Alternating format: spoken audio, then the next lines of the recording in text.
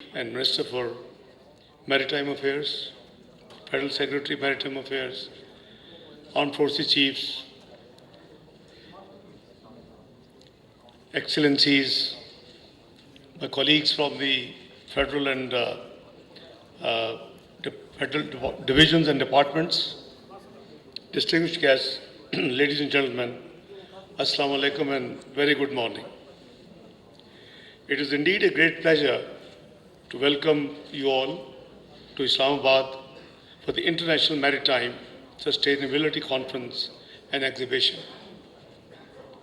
We are particularly honored to host the Secretary General of the IMO, who is visiting Pakistan the first time. Our heartfelt congratulations to you, Mr. Secretary General. You were elected last year, but you assumed the responsibility from January this year. And as you announced, and I take it as a commitment, that it will not be your first visit to Pakistan. It will continue to visit us, and we will be working together for the maritime world. Your presence, Excellency, underscores our shared commitment to advancing global maritime cooperation, economic prosperity, and environmental sustainability. Excellencies, ladies and gentlemen, today's conference is both timely and crucial.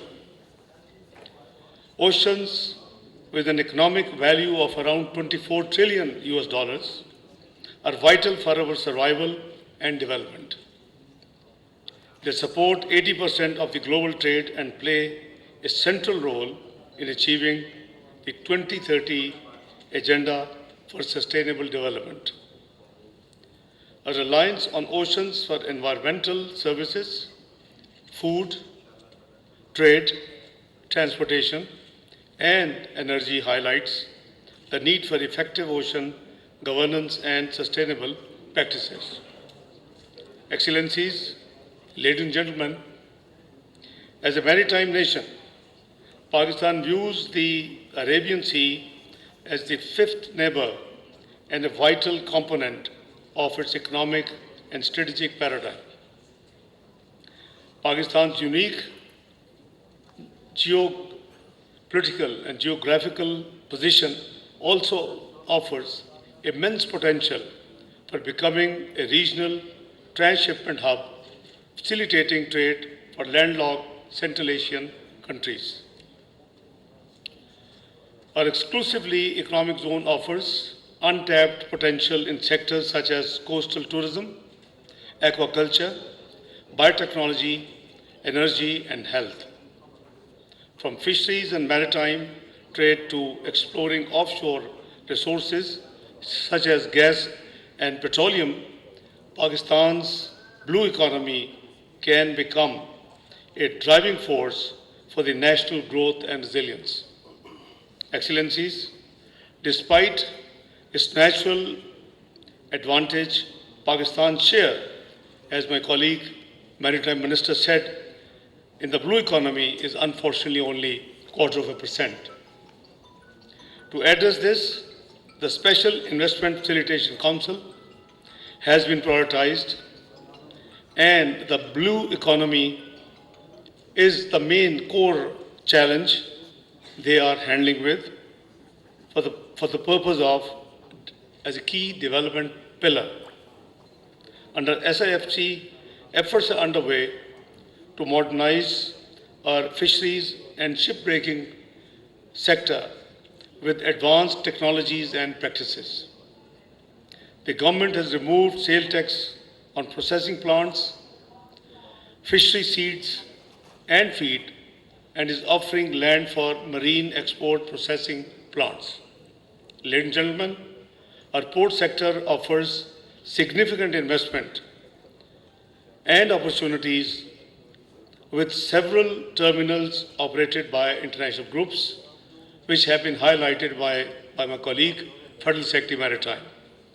It's just last year, when under a fast-track G2G process, the AD ports was given, the lease, and with a commitment of certain undertaking for the investment in the port.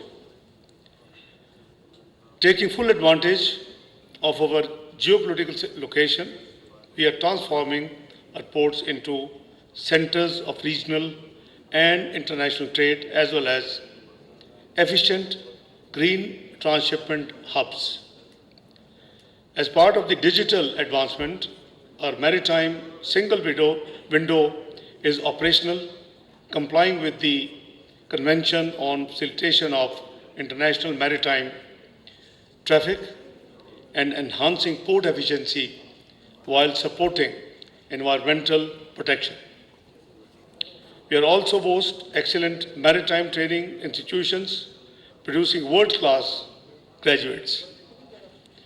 With the skilled pool of around 25,000 and a youth population of 65% of the total population, Pakistan is well positioned to address the global shortage of maritime professionals.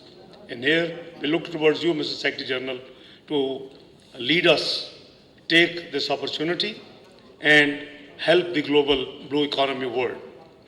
Excellency, as part of our commitment to achieve the United Nations Sustainable Goals, our vision for the maritime sector aligns with the SDG 14, as my both colleagues have spelled out, the Minister and the Federal Secretary. We focus on the conservation and sustainable use of oceans, seas, and maritime resources.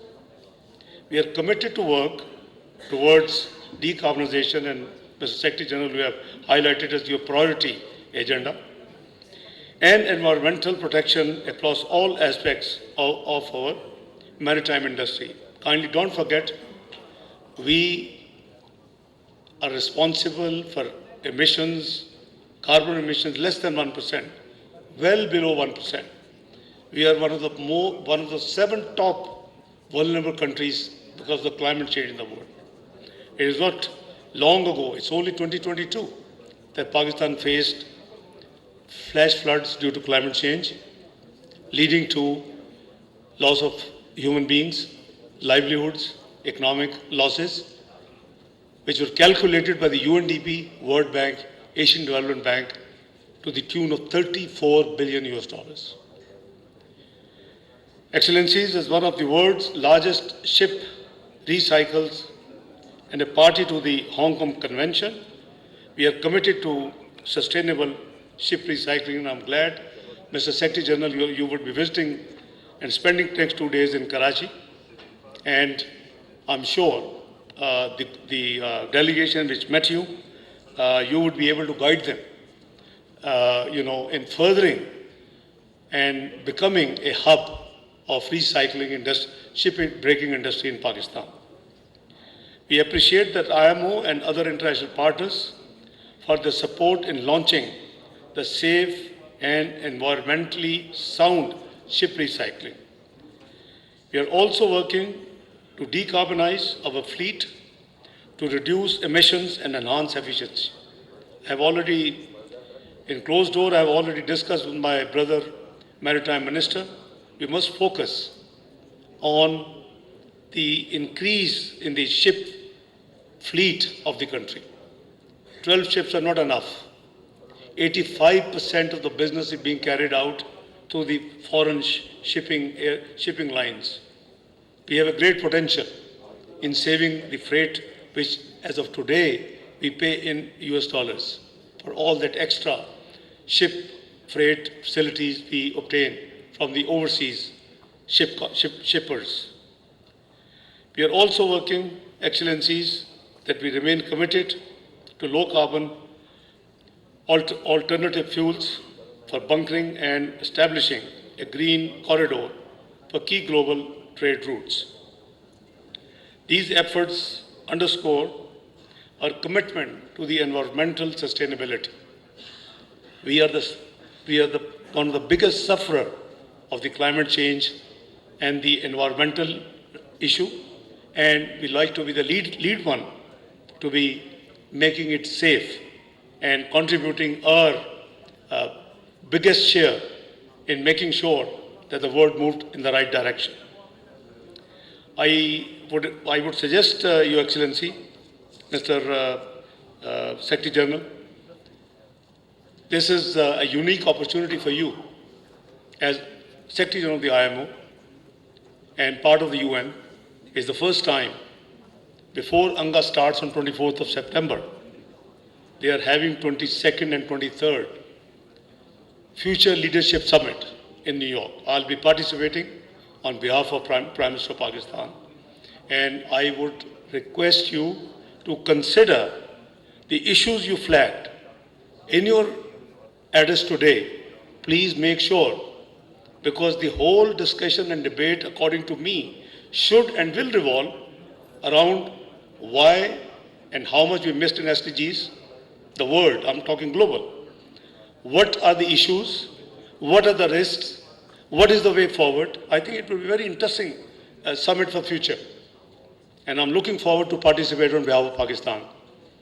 But I would request that IMO to take its share of participation and make sure that the global announcement that summit makes reflect your issues and the way forward. I'm just free advice pro bono because it's just around the corner in the next few days. The conference itself is a strong testament of our dedication to protect our marine ecosystem. In conclusion, I extend my sincere gratitude to the Ministry of Maritime Affairs, the Minister himself, the Secretary Maritime, Ministry of Foreign Affairs, Karachi Port Trust, the other partners in holding this great event today and this conference. I would also like to reiterate Government of Pakistan unwavering commitment to unlocking the true potential of our blue economy and for making our maritime sector a model of sustainability and innovation. Ladies and gentlemen, I have noted down a few things while Secretary General was discussing. Let me tell you that like aviation industry, we are taking already big initiatives. We'll be outsourcing our major ports, airports in Pakistan. The first one is ready for receiving the bids on 7th of October. We are privatizing our airline, PIA, and the bids are expected on 1st of October. And likewise, you have seen that on a very fast track, last year, we, on the G2G, government-to-government basis, we had awarded a lease contract to the AD ports. There are many new investors in the pipeline, both for aviation and for the ports industry. I would request my colleague, Minister for Maritime, to please take wise advice from the visiting Secretary General in your domain of maritime, that what are his suggestions to make this industry more viable, more vibrant, more contributor to the national GDP and the welfare of the people of Pakistan. Excellency, you also talked of geopolitics. Please, we are with you. I personally believe that unless the multilateral system works, that things will collapse. It is only a matter of time. We have seen multilateral institutions passing resolutions. Look at Gaza. UN General Assembly passing resolution. UN Security Council passing resolution. OIC passing resolutions. Falling on deaf ears. The whole idea of creating multilateral dimension in the world and the multilateral institutions is a discipline, but it seems falling down. I think we have to reiterate and make efforts to make it more vibrant and effective. And it covers your issue of geopolitical, which the maritime world is facing. Please raise your voice. If you want Pakistan to raise on behalf of IMO these issues, please contribute with me your thoughts. I assure you that our intervention will certainly include these, because we are believer of peace, We are a believer of global sustainability and global development. We are a believer of global prosperity. So this government of Prime Minister Shahbaz Sharif is very clear-headed. We are moving towards reforms. It was not too long ago, Mr. Secretary General and ladies and gentlemen, when Pakistan became 24th largest economy of the world. It was just 27 years ago. So that shows its resilience and the potential. It is bad luck that due to COVID and certain other political instability in this country, we slided down to 47th economy. This government is determined to take Pakistan economy back to where it was. It was just last year the inflation was peaking like close to 30s. It has come down to single digit already. We promised that we will do it by June 2025. It has already come last month 9.6%. The policy rate, which had been highest recently, 22%, has already come down to 19.5%. And I expect an announcement today. Monetary Policy Committee of the State Bank of Pakistan is meeting, keeping in view the consumer price index, the inflation number, and the policy rate. There is no justification that it can remain even 17. It has to fall. So we are working hard to take Pakistan back, not only to 24th economy, to make it on the fast track road to make it as soon as possible part of G20, which was in 2017 was projected and predicted by PricewaterhouseCoopers that Pakistan is going to be part of G20 it's a matter of few years, because the way it has transformed itself. But as I said, it's unfortunate that the global pandemic and certain internal domestic reasons we couldn't achieve it. Rather, we slided. But we have every effort to make that we will, inshallah, we will cover this position. So we will coordinate, and I request my colleague Mr. Kaisar Sheikh, the Minister, to coordinate with you. If you wish us to take up in the Leadership Summit, I'll be representing Pakistan. I'll be very happy to voice out and include your concerns to support your proposals and your wishes as part of the declaration. So let me once again thank you all for very patient hearing. I would like to continue working with all of you, my colleagues, to assist you. Maritime may kindly just coordinate. And as I said, that it would be a great pleasure for Pakistan and my colleagues to work with you very closely. And we'll hold your promise that you will be revisiting Pakistan, as soon as it's convenient for you. But please, the word has gone very fast. We are on a fast-track communication system. So kindly do guide us and let us know that help us to explore and exploit our potential in the blue economy world. It would be a great favor to Pakistan. And once again, heartiest felicitation on you becoming the Secretary General, a very fit man for the fit job. Thank you very much.